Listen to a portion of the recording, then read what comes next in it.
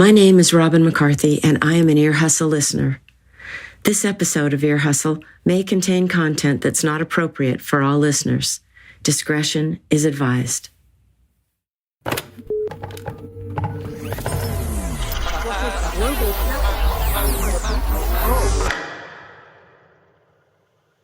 It's actually a portrait from my shoulders up. One of those pose pictures, and I'm maybe like 2, and I have very bright eyes, and I have a nice smile, and it's really reminding me of how much love I felt at that time. My favorite thing was to ride on Dad's shoulders when we would go somewhere, like every year we would go after the Rose Parade to where the floats were, and I would always sit on his shoulders, above everything and see all the scenery, and this picture reminds me of that. There's real contentment in my face. Of course I wish for her a different life, the young person. I'm trying not to cry. It's a good thing to hurt this way. This is Leslie. She's in her 70s and in prison at the California Institution for Women in Southern California. I'd first emailed Leslie in January to see if she'd be willing to talk to us. She wrote back and said she would, although she admitted she didn't know quite what a podcast was. Yes, how you doing? This is Erline, and I'm going to introduce you to Nigel Poor. Nigel Poor, that's Leslie. Leslie, Nigel. Hey, Leslie. Leslie, nice to meet you. Yeah. Oh, hi. Hi. Nice to meet you, too. Yeah. I'm pretty nervous, and Don't be. So do you want to talk first? Oh my God, Erline. I was nervous too. I have phone phobia, right? Yes. This was not easy for me. My hands were sweating. No, definitely. Leslie is different than a lot of people we talk to on this show. Mm-hmm. For one thing, she's been in prison a really long time. Oh, yeah. Over 50 years. And Erline, we have never talked to anyone on the show who's been in prison that long.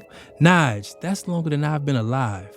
Yeah, think about it. When she first went to prison, Nixon was president. Do you even remember who Nixon was?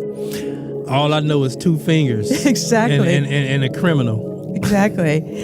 Leslie's been in prison through 10 different presidents. And Erline, that is a freaking long time. After that first call, we got into a routine. For 5 months, she'd call us several times a week, close to 50 phone calls, each just 15 prison minutes long. It was interesting scheduling her was Monday, Wednesday, Friday. We always had to make sure that we were near a phone because there was no way we were going to miss a call from her. Nah, and she was very punctual. Early, I would say. We wanted to talk to her because we wanted to know what it's like to spend that much time, all of your adult life, in prison. So, today on Ear Hustle, Leslie's story, trying to build a meaningful life behind bars. I'm Erline Woods. And I'm Nigel Poor. This is Ear Hustle from PRX's Radiotopia.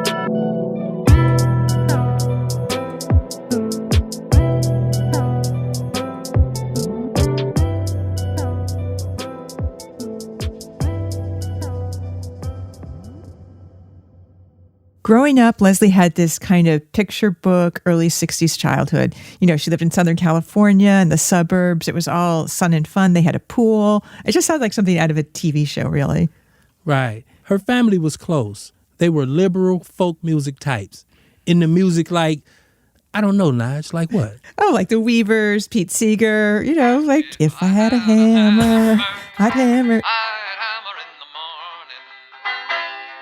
And then we would go to things that were called hootenannies, where everybody would sing along with everybody. Have you ever heard of those? Yeah, of course.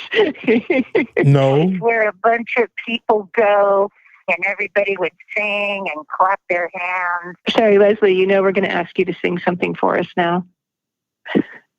Oh, God. Can you? Well, there's always Daylight come and me wanna go home.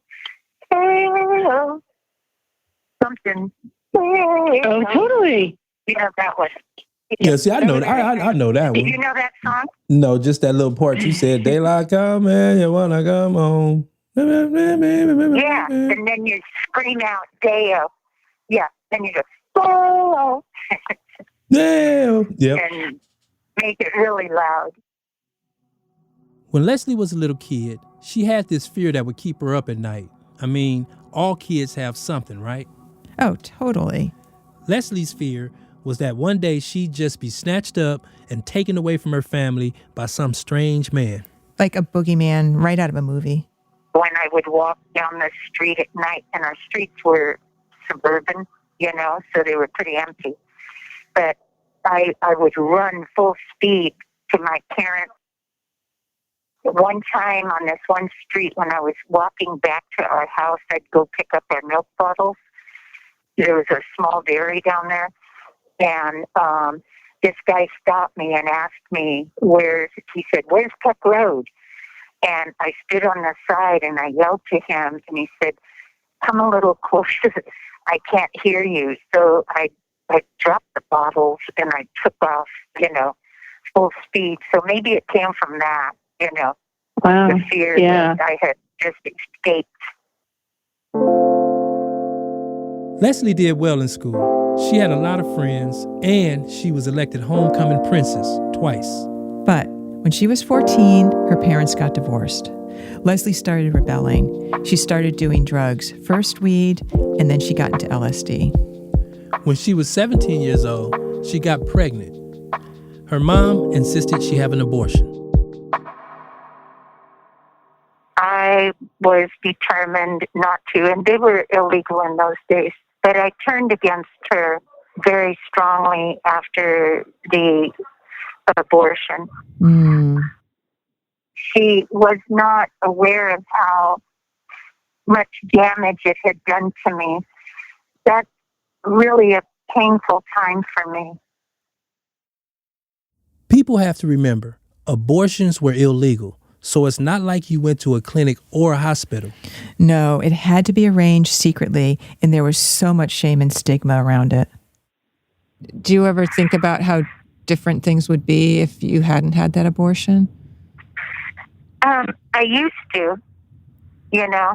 I used to. Every now and then I do, but, it's so far away from what life ended up being. And that was what really led me in a different direction. It just kept leading down a path I couldn't see, Yeah. I called Mom and I said I was dropping out, that she wouldn't hear from me again, that I was going to just go away. Leslie stopped going to school and started hitchhiking around California. In the summer of 1968, she was crashing with friends in the Haight-Ashbury neighborhood of San Francisco. A friend invited her to take a pilgrimage to meet her guru on a ranch north of LA. That guru was Charles Manson. 3 weeks later, Leslie moved to Spahn Ranch to join Manson and his followers. As Leslie tells it, this is the period of her life when she completely lost touch with her old self, her relationships with her family, any vestige of the person she used to be. Everything that I had been taught was being represented in the opposite, which for me at the time, because of my feelings that Mom totally turned on me, I was very receptive to letting go of the institutions that we're raised on, that make us civilized. Yeah. And at that time, I only cared about acceptance in the group and acceptance by him. Yeah. And I just surrendered. So when he was talking and carrying on, I believed him. I felt that I was welcomed and I fit in. Yeah. I think that at certain points in people's lives, they can be susceptible Yeah.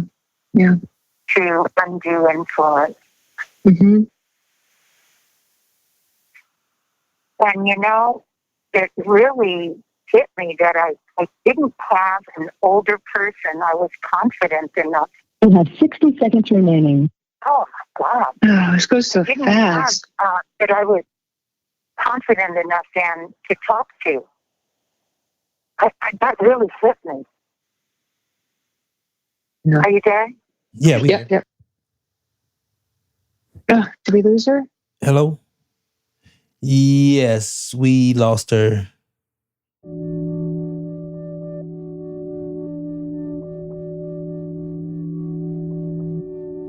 In August of 1969, Manson and his followers committed 7 murders over 2 nights. They killed complete strangers, basically at random. The first night, they went to the home of actress Sharon Tate. The second night, they killed Rosemary and Leno LaBianca at their home. Leslie wasn't there the night of the Tate murders. She was back at the ranch. But she was among the people Manson picked to go on the second night.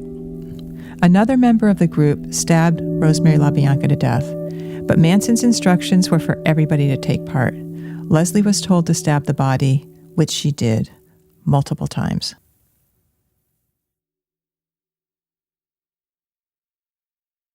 Earlonne, this murder was a huge part of my childhood. I can't express enough how much this was in the news when I was growing up, and it seared itself into my brain. I was actually really afraid of these women and of Manson.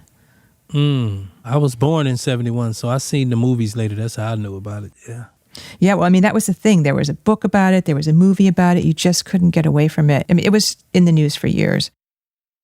Leslie was arrested at the end of 1969. She was tried along with 2 other women who together became known as the Manson Girls. In 1971, all 3 were sentenced to death. How would you describe who you were then? I was a very weak individual. I had no independent thoughts, and when I did, I criticized them because that meant I wasn't completely loyal to the group and to him. Mm-hmm. I was also torn and afraid of facing what I had done. It's not like I didn't remember the crime, but as I sobered up and understood and began to understand, because it's a lifelong process, really, finding ways to live with taking someone's life. I remember I would start to have more sober flashbacks, and I was afraid of being overwhelmed by them, and I remember the psychiatrist at the time telling me that your mind gives you what you can handle, and just start letting it come. I don't want to ask you for details, but can you just broadly say what was coming up in your mind that was hard to think about? The house, the murders. Okay. Okay. Yeah. A year after Leslie was sentenced to death row, there was a big shift. The Supreme Court of California actually abolished the death penalty. Of course, it didn't last. It was reinstated just 1 year after that. But during the period that executions were outlawed, a bunch of people on death row had their sentences changed, including Charles Manson, Leslie, and the other Manson girls. They all became lifers.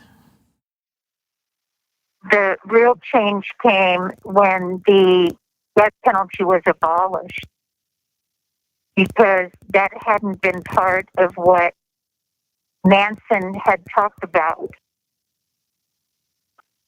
Like, think it was easier to not deal with what I had done. And when the court abolished it, then it was, oh, I'm going to have to live with what I have done. It sounds like what you're saying is that you felt death row made you feel accountable and you could accept it.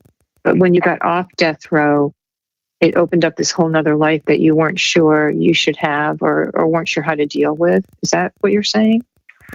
I was relieved, that it was abolished.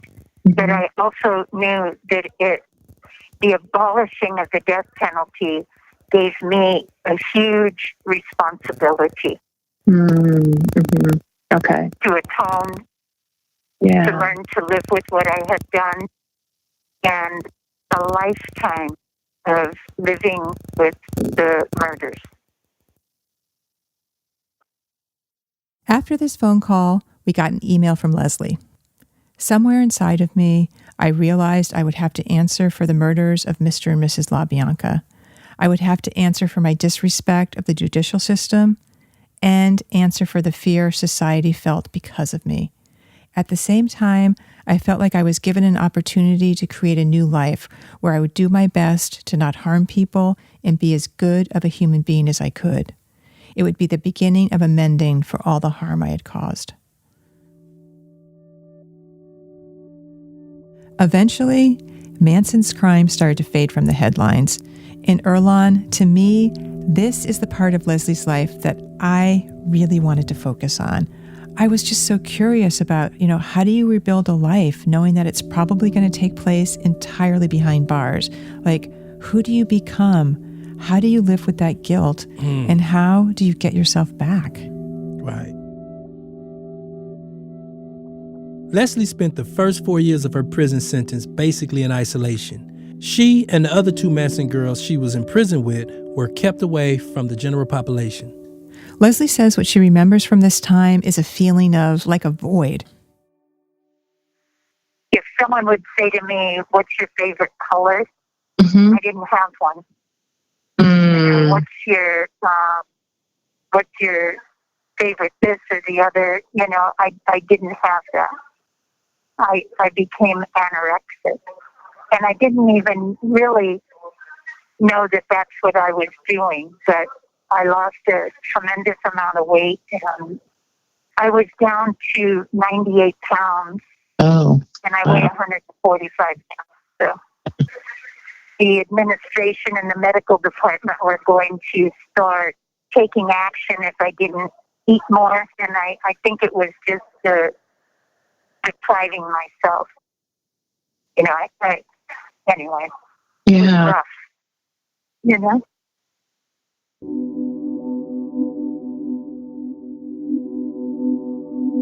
Meanwhile, a small group of people around Leslie was trying to help her return to the person she'd been before she met Charles Manson. It was the effort of a lot of people, like the associate warden, my mom, my dad, the officers. When I would get my 1 hour of yard, I would sit and talk with the officer. He would talk about life, a life that involves car payments and things like that, to regather me into the day-to-day world that people live. He, I think, helped ground me. It probably today would be considered, inappropriate, but I think at the time it was a group of administrators and other people that just wanted to really focus on helping me get my mind back.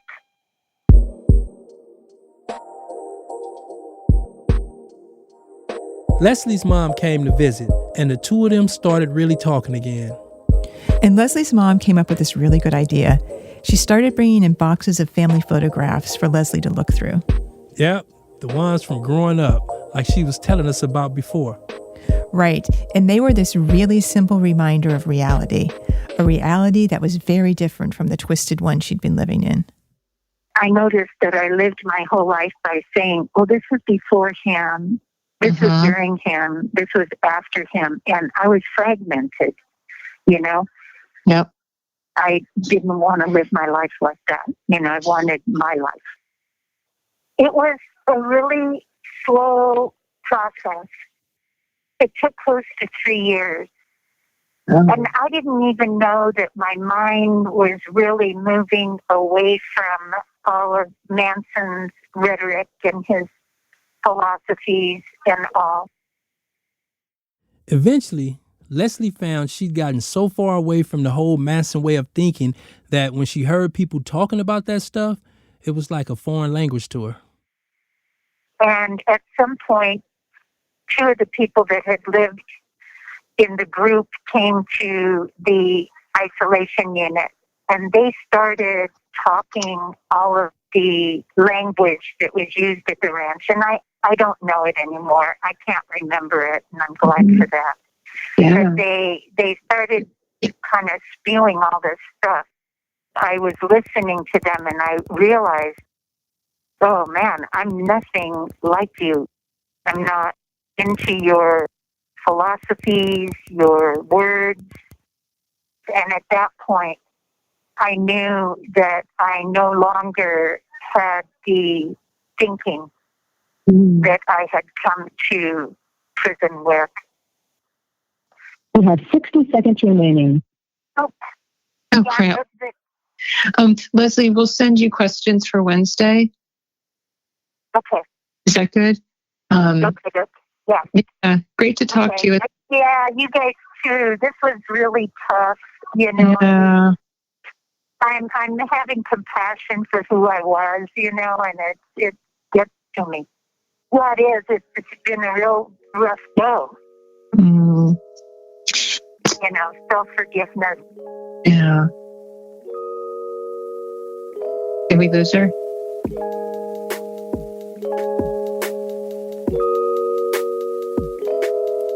Five years into her sentence, Leslie was transferred to the main line of CIW. Her world totally changed. She went from this very quiet, isolated environment to all the noise and energy of a prison yard. And you know that's chaos. All day long.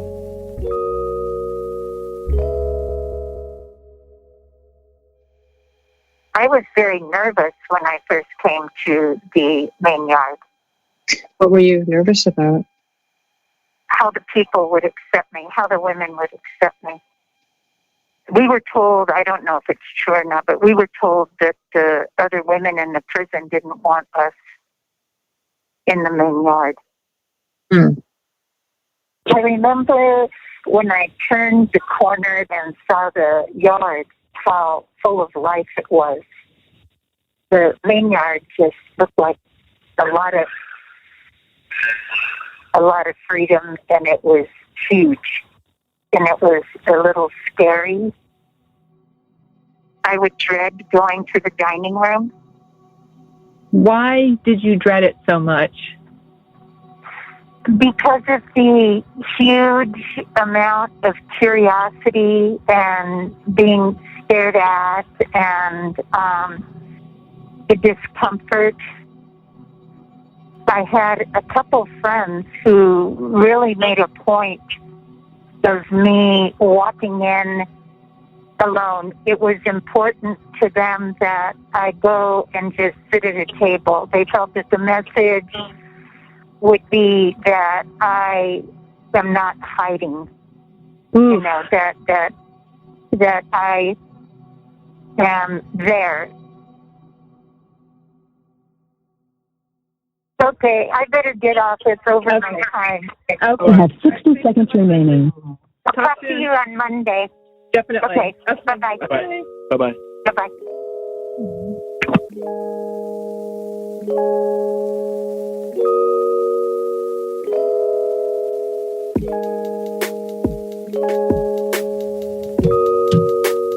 Hello? This is Global 10 Link. You have a prepaid call from Leslie? an inmate at The California Institution for Women. So, Leslie was there, on the main line, where there was more freedom. But it also meant that she had to face the full reality of spending the rest of her life in prison. My mom, she's a very loving person, but she also was very clear on what I was facing for the rest of my life. And at one point when I began to try to find ways to make myself a victim, she was very clear, you put yourself here and you need to figure out how you're going to live with it. From the very beginning, she was a power force to help me figure out how to do a life sentence. She did it with love, Yeah. She did it with caring, but making sure I found ways to live with what my life was becoming, which was prison for a really, really, really long time.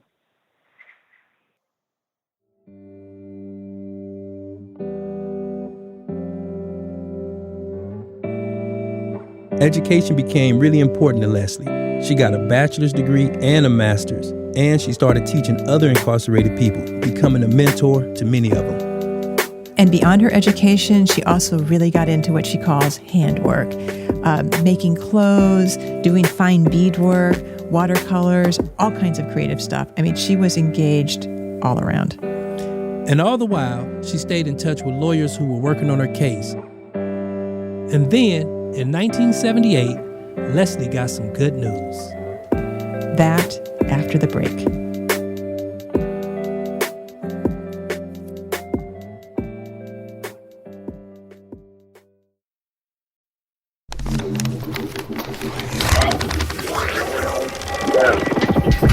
Sing or dial 5 now. Here's Leslie. Hold on. Okay. Hello. Thank you for using Global Tel Link. Hello. Hello. Hi, Leslie. Hello. How are you guys? We are well, and I'm just a little stiff, but I'm okay. He's been roller You skating made like some roller crazy. skates. Yes. Good. In her emails to us, Leslie would give us these little glimpses into what her day-to-day life in prison was like and how these phone calls were affecting her. Oh yeah, Erlon, I was always so excited when you told me there was an email from her. Like, here's one we got from her this one time. You know what I'd like to be doing? You know those little boats you tootle along with your feet on pedals? They're usually in small bodies of water like Echo Park. Yep, me and the ducks, keeping each other company. And another time she wrote, "Speaking with you guys has really given me back some spunk. I was starting to slump a bit." Went to a farewell gathering this afternoon. Did a little dancing. It was fun. I always break into the old school. I really like the two-step, where you do a lot of side-by-side spins, like the swing. But everyone that can do that is in a walker now. Every time I hang up, I remember something or a story to tell. There was an event during the time we could wear our own clothes when Teddy Pendergrass was coming to perform for the women in the auditorium. I was on closed custody, so I couldn't go out at night. I sat in the day room and watched the women walk by as they went to the concert. I couldn't believe it. It was like they were going to the Academy Awards, formal, with spike heels and all. I remember after one of those emails, we had a phone conversation where you told her you'd been picking up roller skating again. And Erlon, of course, I wanted in. Come on. Nigel finna get her some roller skates. I seen her little flower, she got some little flower designs she trying to get. So maybe someday the three of us can go roller skating together. Oh man, I'll have to have a lot of pads. Jeez, one fall and I'm Humpty Dumpty. We'll hold you between us. We'll bubble wrap you up. That'll work. Well, I saw a video of Erlon skating. He's actually pretty good. No, look. I bet. See, the problem with me is I'm a daredevil, right? Right. And I'm not that young. I don't have that young body no more that can take that abuse. Looks like you're about 30 in your 30s. I'll be 50 in August. 50? Yeah, I'll Wow. be 50 in August, so, Wow. But I act like I'm out here 22 because I got a theory, though. I got a theory. And the theory is I spent 27 years in prison, so if you minus 27 from 50, you're probably going to have 23. So I have 23 street years, so I'm only going to be 23. When Leslie get out, she's going to be 21. 21. Okay, but Leslie, let me it's just... bubble wrap. Yeah. Erlon, I love those chit-chat days where we didn't have an agenda, where we could just talk. Just chop it up, talk about whatever, listen to her tell us about what she likes, what she enjoys. It was cool. Yeah, I mean, because when we started this, I couldn't imagine how we were going to do a complete story over the phone. I mean, we usually are sitting across from somebody and you develop a connection really quickly. But over the phone, obviously, it takes a while to break through that. The way you're constantly interrupting each other and that voice coming in all the time, it's friggin' awkward. Yeah, and each one of those calls was like only 15 minutes. So as soon as she accepts and you get to talking, you're on a timer, and you got to get past the, hey, how you doing? You know what I'm saying? Oh, I know. And there were so many things we needed to ask her about, including the 6 months she spent as a free woman in 1978. After 7 years in prison, Leslie's appeal lawyers finally scored a victory. Her conviction was vacated on grounds that she had received ineffective legal counsel in her first trial. Leslie knew her next trial would likely send her back to prison, but for a short time at least, she was out on bail. What was it like to have that freedom for 6 months? I mean, it seems like it would be a blessing and then also a curse because you had to go back. It was wonderful. I remember going out on a pier and smelling, the life of the, I don't know what they're called. Mussels, oysters. maybe. Yeah. Mussels. Them feeling the ocean. Everything was so alive.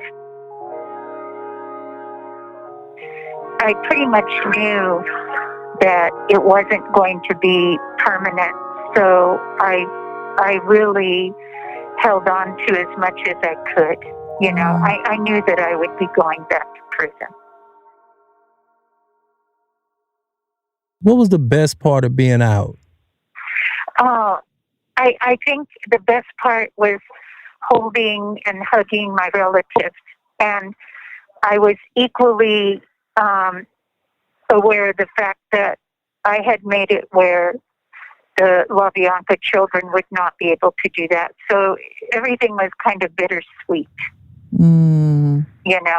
Yeah. I always was very aware of what they were not able to do. And I think my family was too. Yeah. Yeah.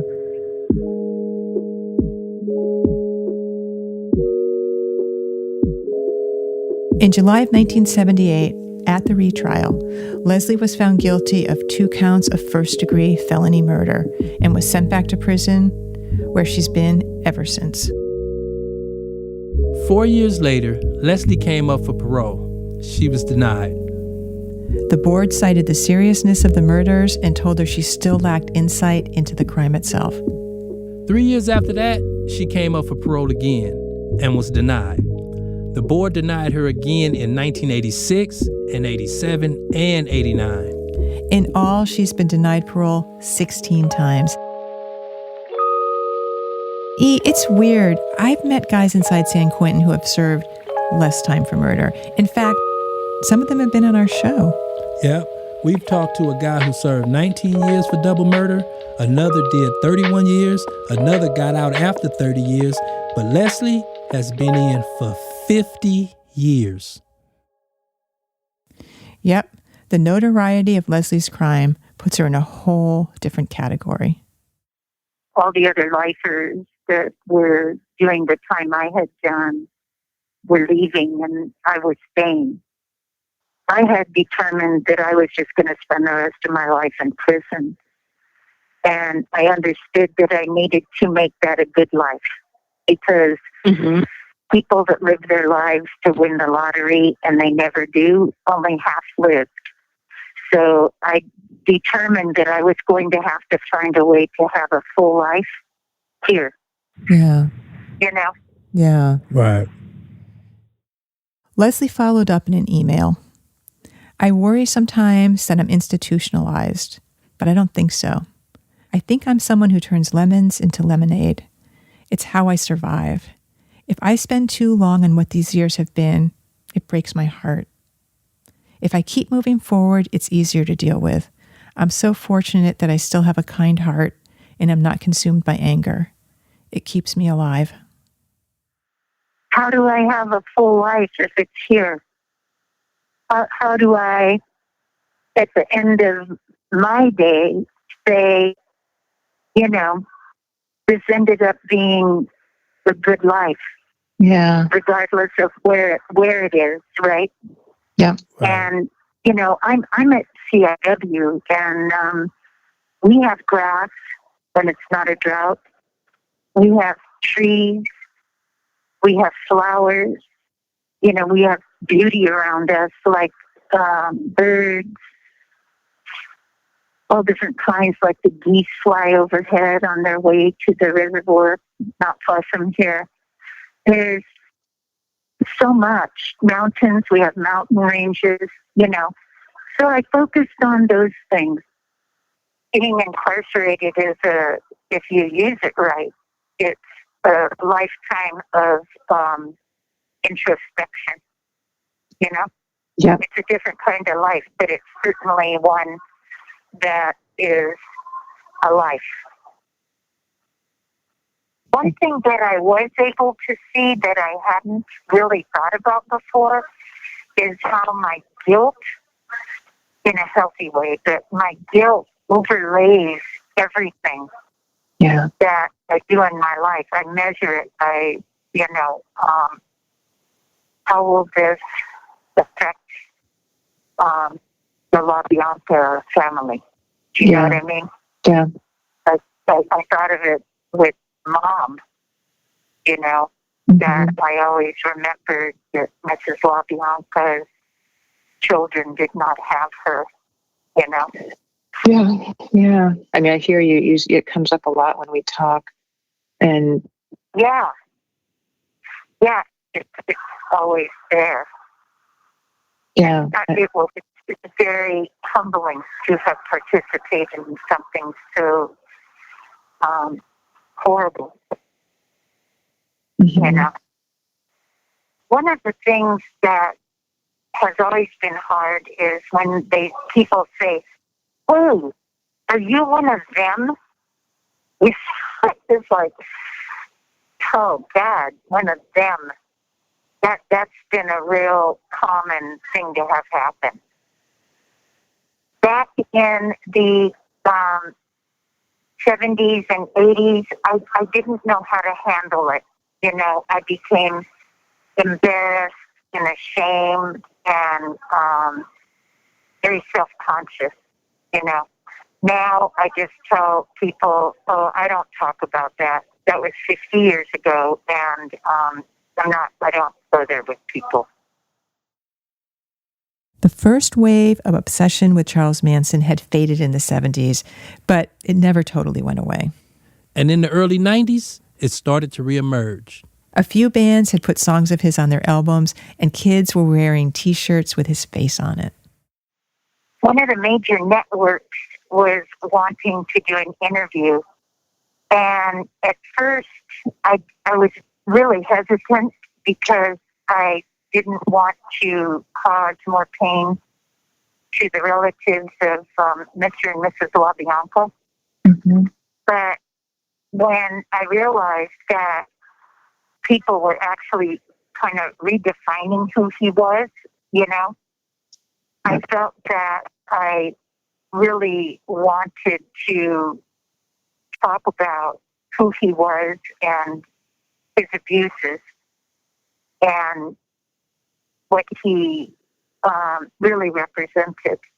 I guess somehow he found out that I was considering, and he somehow managed to get in a letter through the prison system. And he was, threatening me and being very abusive if I did this. And when I realized that he really didn't want me to do it, then I thought, no, I need to go ahead and do this and say it. So that's how that happened. But when I knew it was something he really didn't want, then I knew I needed to do it. Oh my God. How did it feel when you got a letter from him? It was really awful and creepy. And I believe I turned it over to the investigators in the prison. And I wasn't going to,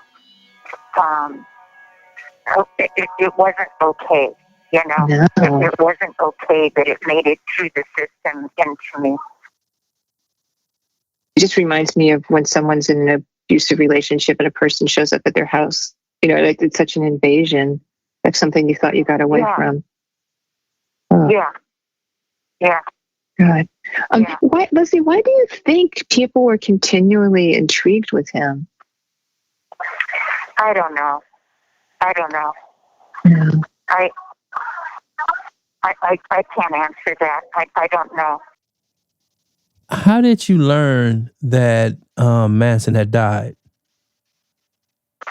A friend of mine actually came and told me. I guess it was on the morning news or something. But anyway, she's the one that told me he had died. And what were your thoughts or feelings behind it? I felt a sense of relief, because he was a human being that really, he was just mean and cruel, and he continued to hurt people with his words that had lost so much of their lives in mourning the victims. You have 60 seconds remaining. He was just, anyway. Yeah. I felt it was important to work through hating him, because when you hate someone, they're as alive in you as if you had another emotion for them, right? Yeah. And so I worked very hard to just remove him out of my immediate life. And all he represented was the hardest part of my life to live with. I think we're going to get cut off pretty soon. Are you still there? Okay. Yeah. So I just want to say thank you.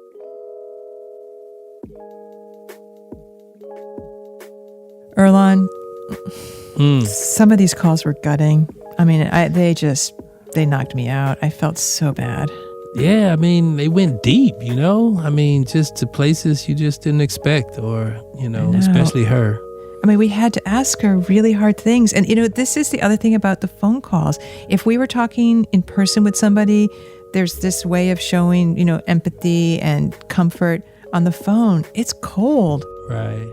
I mean, it's definitely a hard way to interview a person, because I can't see you, see how you respond, and see your facial. I don't know, when to jump in. It was a trip, It was hard. You had to use your voice, That's definitely. The only thing you have is your voice. And, after those calls, you know what I'm saying? If they cut off or whatever, I get an email from her explaining, that was a hard call, but she appreciated it. It made her look at something different. Yeah.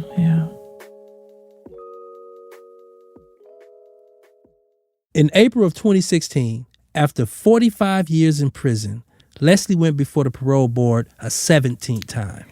And this time, the board granted her parole. 3 months later, California Governor Jerry Brown reversed the board decision, denying her parole.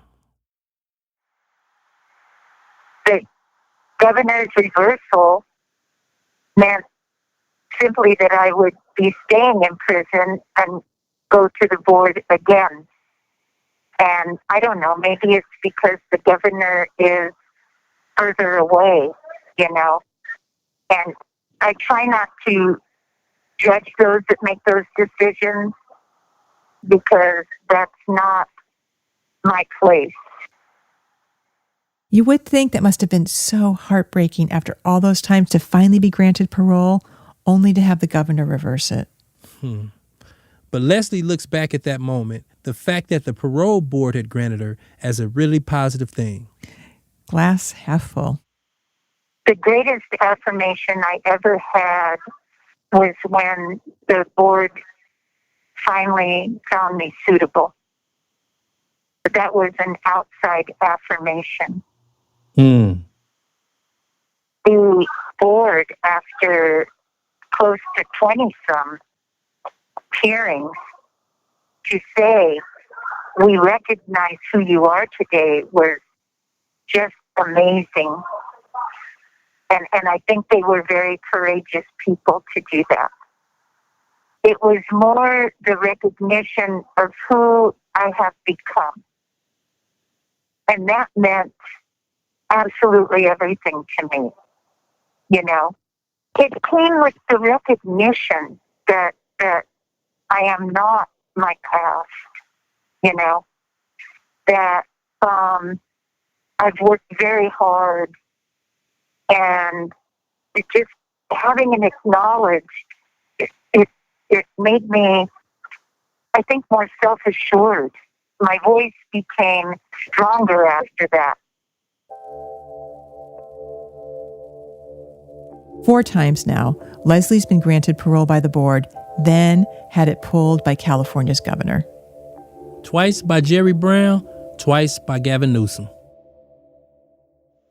The first time the board granted you your parole, did you think it was going to get taken by the governor? I tried not to think about it. You know, I watched other people getting the opportunity to go home, but I know that's not how I'm treated. Yeah. You know? And that's just, I certainly hoped you would, but it didn't happen. When the reversals come, I just know that I need to continue with my life, and that, hopefully someday I'll be able to get out of prison. How long ago do you feel you got to the point where you were rehabilitated? Oh man. We have 2 minutes left. We can save that one for the future. Yeah, it's a process, isn't it? Definitely. I don't really have a specific time. First there was breaking off from the group and Manson's thinking. And then there was coming to terms with the realities. But I would say it's been a long time that I have felt it, But every time the board would say unsuitable and look into this and look into that, I took it to heart, and I followed through. And so there's layers and depths of who we are as people, Right. But I have been working and feeling like I've been rehabilitated for decades, Yeah. Rehabilitation is familiarizing yourself with what was before, right? Rehabilitate. Oh, I'm going to have to get off of the phone. Oh, man. Can I talk to you about that on Wednesday? Yeah, absolutely. Definitely. Yeah, I think she's gone. Oh, okay.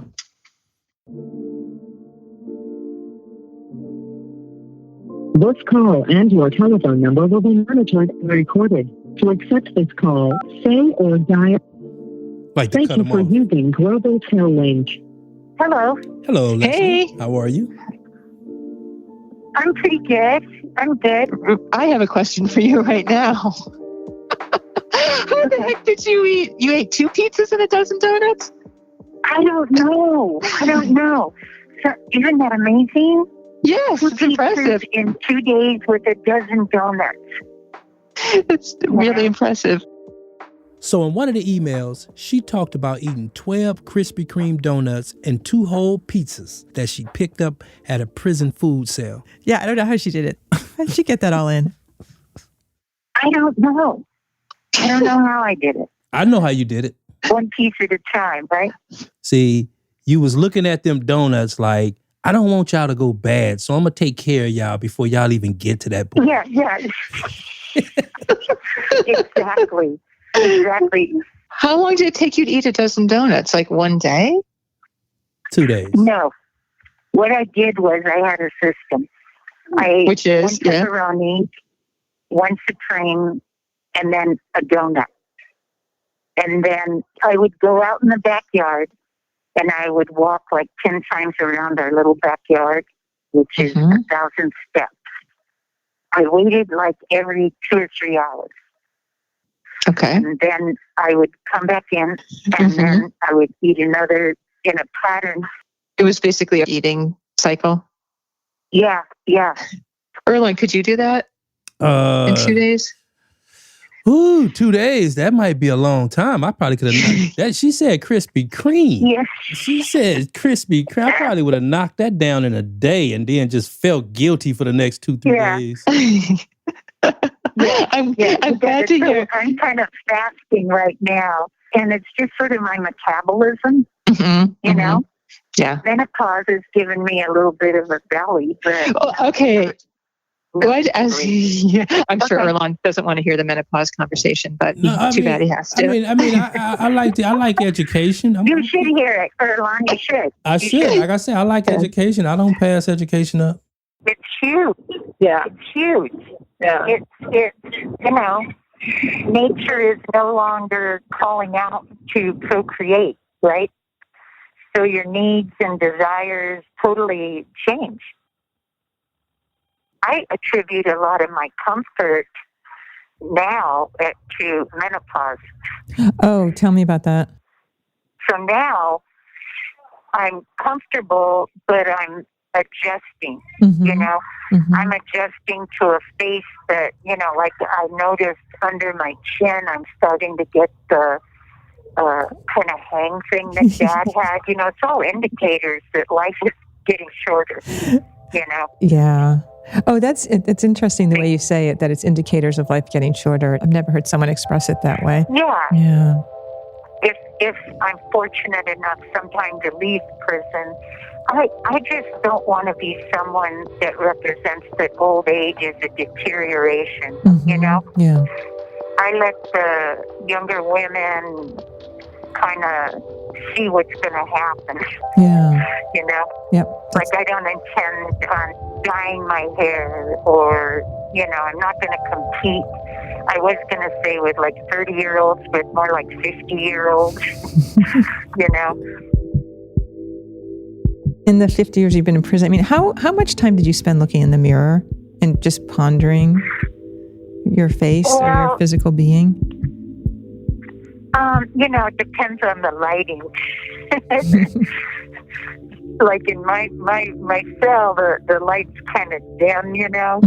Sometimes I'll get in a mirror where the sunlight's coming in and it really shows, and that's kind of freaky, you know? Yeah. To see the amount of wrinkles and stuff, it's like, oh, wow. Yeah.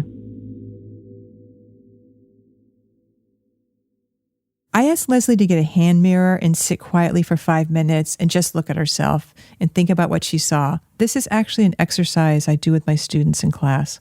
And this is what she wrote. The mirror I looked into is a 12-inch square on the wall. In it, I see a face that I'm beginning to get familiar with. Gone is my brown hair and youthful gaze of insecurities and self-criticisms. Yet, while the external changes take getting used to, the internal conversation is more affirming. I see in my eyes understanding and acceptance, sorrow and regret. I see comfort in living a life of amends, but under it all, there is a yearning to be near my siblings and friends. The ache sits right beneath the surface of my quest for redemption. Then I turn from the mirror and decide what I will do today to make my life meaningful.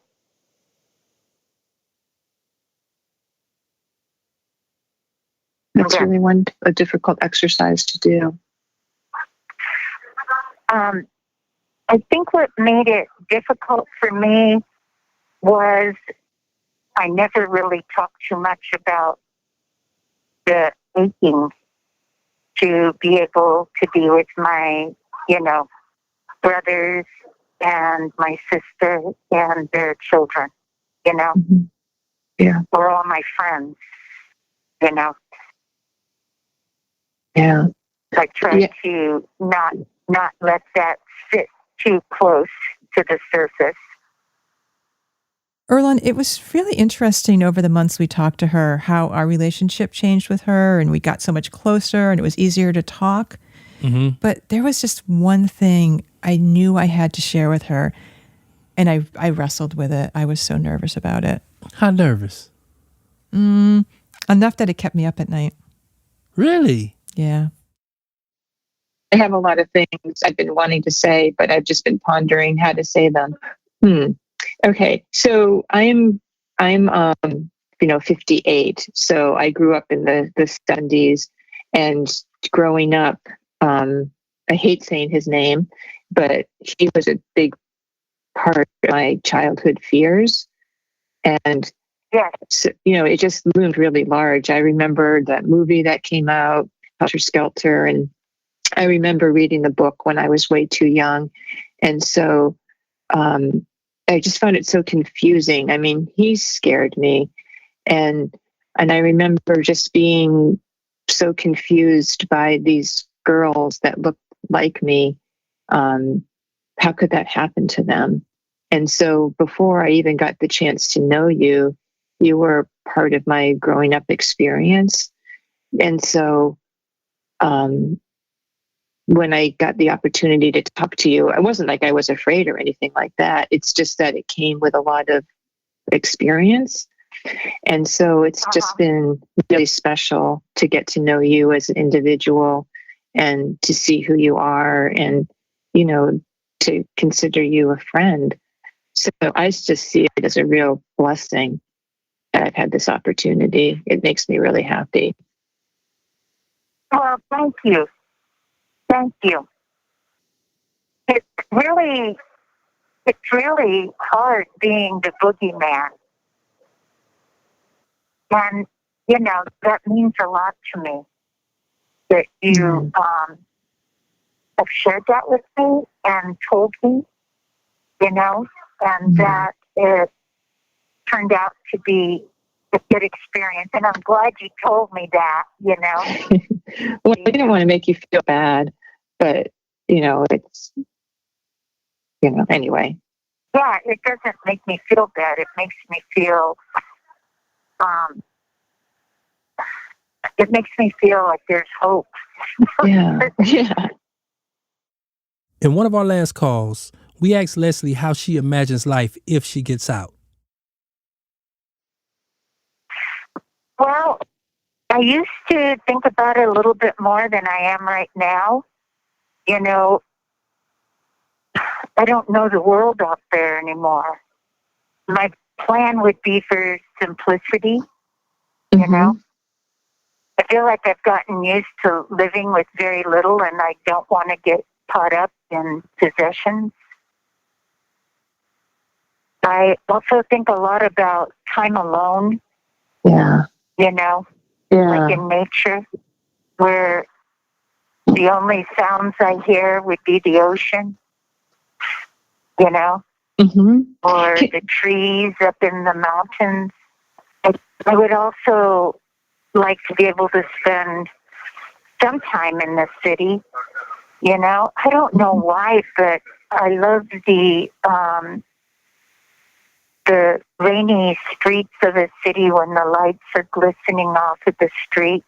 I love that. I don't know why that always comes to me after all these years, you know? Yeah. It's funny, the images that come, you know? Yeah. But the same thing comes when a screen door is being shut, you know, in a farmhouse, right? Yeah. It's funny. I always think about a screen door shutting. That seems so comforting to me. Yeah. And peaceful. I just wonder about, how do you think about the idea of home, and has prison become your home? No, I don't think of this as home like the way I would think of a home. I make the most of it, but I don't know how to explain it. Home has feelings of other things for me, like family and childhood friends, and, you know. So I make the most of it, but, you know, home for me is really a memory.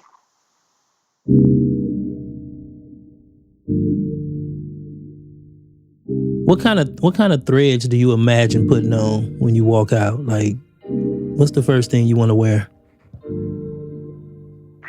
Probably to begin with, just, you know, my jeans and a t-shirt and a pair of Converse to start.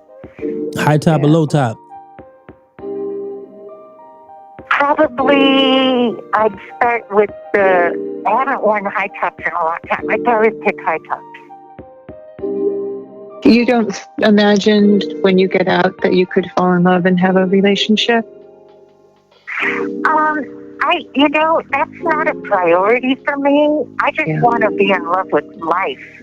I have so many of my friends that I want to spend time with, you know. I just don't picture myself having someone like, where are you going? When do you think you'll be back? You know. This call and your telephone number will be monitored and recorded. For me, that's too close to incarceration, and, you know, I'll be reporting to a parole officer. I don't want to report to another human being. Erlon has a lot to say about this. Ooh, you on the right track, Leslie. Yeah. I've thought about this, you know. You said something that really caught my interest about how you just want to be in love with life. Are you in love with life now? Oh, yeah. Like the spring flowers are coming up, you know? Mm-hmm. And I'm so in love with their variety and the colors and the sweetness of, you know, and people, you know? Yeah. Just who they are, you know, and what they're doing, and good books. There's a lot, you know, there's a lot in life to be crazy about. And when I imagine myself out, you know, smelling the ocean and all of that, I just think there's plenty out there that I could be in love with, you know? Mm-hmm. Mm-hmm. We have 60 seconds remaining. Okay. I feel like we still have so much to talk about. Definitely. And I'm going to miss you guys. We'll be here. Hooray. Okay, cool. Yeah. All right, yeah. a little sentimental. I know, All right, me have too. a good weekend. Okay. You have a good weekend too, and I'll reach out to you. Bye-bye.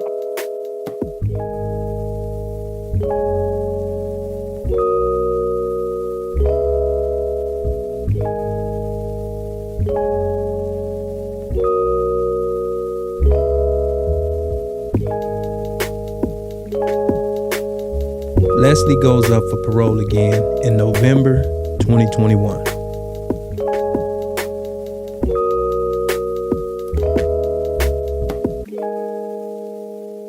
Ear Hustle is produced by me, Nigel Poor, Erlon Woods, Rasan New York Thomas, John Yaya Johnson, and Bruce Wallace. This episode was sound designed and engineered by Antoine Williams, with music by Antoine, David Jossi, and Rashid Zinneman.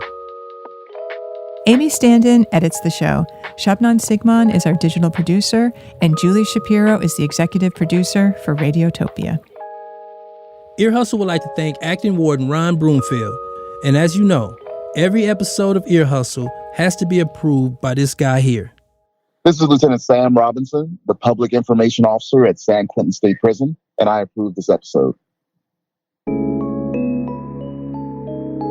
This podcast was made possible with support from the Chan Zuckerberg Initiative, working to redesign the justice system by building power and opportunity for communities impacted by incarceration. Ear Hustle is a proud member of Radiotopia from PRX. Radiotopia is a collection of independent, listener-supported podcasts. Some of the best podcasts around. Hear more at radiotopia.fm. Erlon, that was our last episode of the season. Vacation. You always say that, and it's just not ever going to happen. I get like 2 days of vacation after. We'll be back with a new season at the beginning of September. With much more from inside San Quentin. Including one project that we've been working on for over a year now. It's going to take us deep into the archives of one of the most contentious moments in San Quentin history. And we're going to be doing a 30-day challenge that just might require some listener participation. In the meantime, check out our website. We've got our Ear Hustle merch there, including that fly, soft, cushy hoodie. And some of the proceeds from the merch go to support Mount Tamalpais College, formerly known as the Prison University Project. And Erlon, you know I love that organization.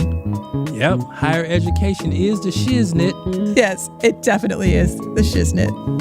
And if you want to hear what else is going on during the summer, sign up for our newsletter, The Lowdown. So, see you all in September.